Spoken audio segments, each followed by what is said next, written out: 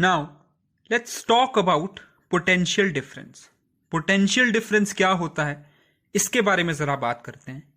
अब potential difference क्या है यह समझने के लिए सबसे पहले हमें यह पता होना चाहिए कि इलेक्ट्रिक पोटेंशियल क्या होता है।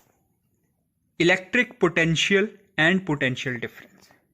Electric potential is the amount of work needed to move a unit of charge from infinity to specific position। Electric potential क्या है? ये वो चार्ज का अमाउंट है या ये अमाउंट ऑफ वर्क डन है जो हमें चाहिए या जो हमें लगेगा चार्ज को इंफिनिटी की पोजीशन से एक स्पेसिफिक जगह तक पहुंचाने के लिए।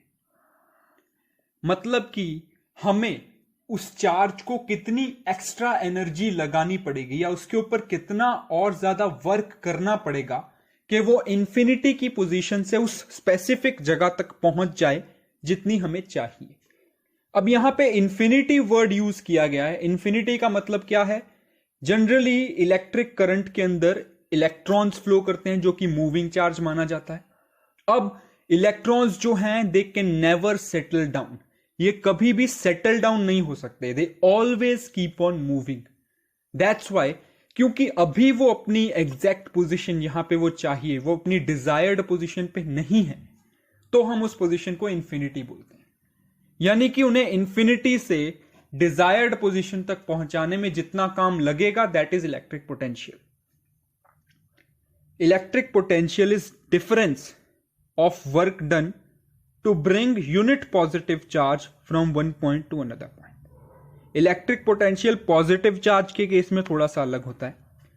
पॉजिटिव चार्ज को एक जगह से दूसरी जगह मूव करने में जो पोटेंशियल चाहिए या जो काम करना पड़ता है उसे इलेक्ट्रिक पोटेंशियल बोला जाता है। Now what is potential difference? Work done to move a particular charge within a point of time.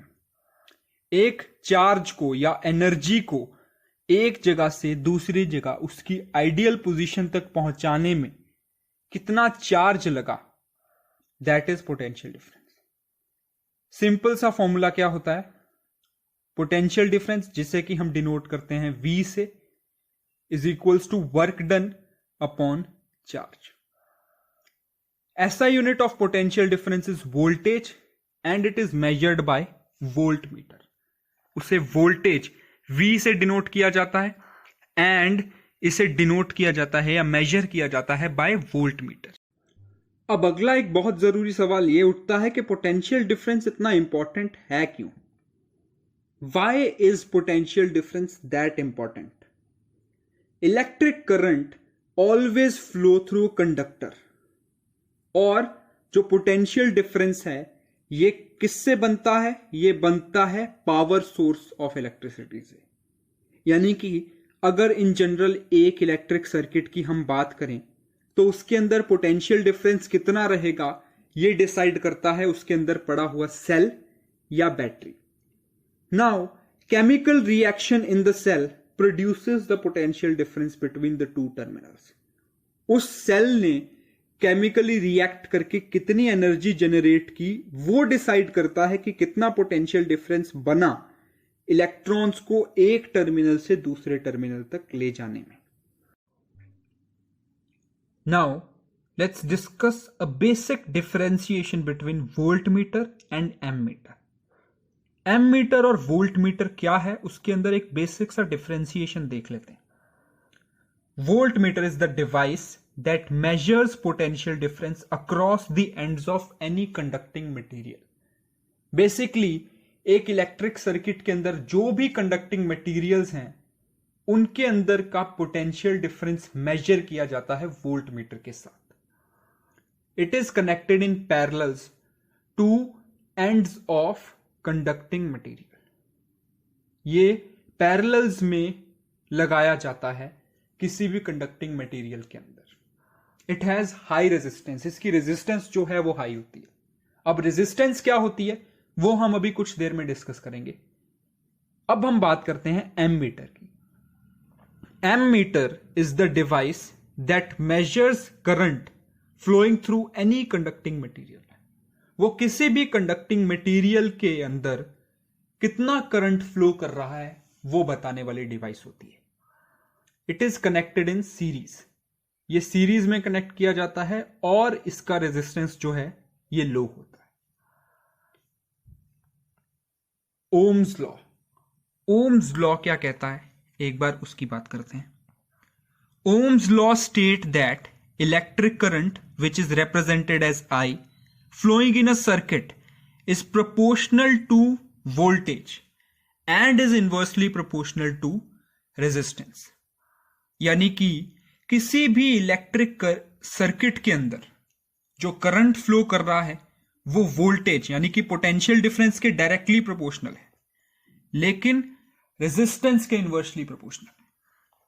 Now as I mentioned कि potential difference that is denoted bye V is directly proportional to current that is denoted by I।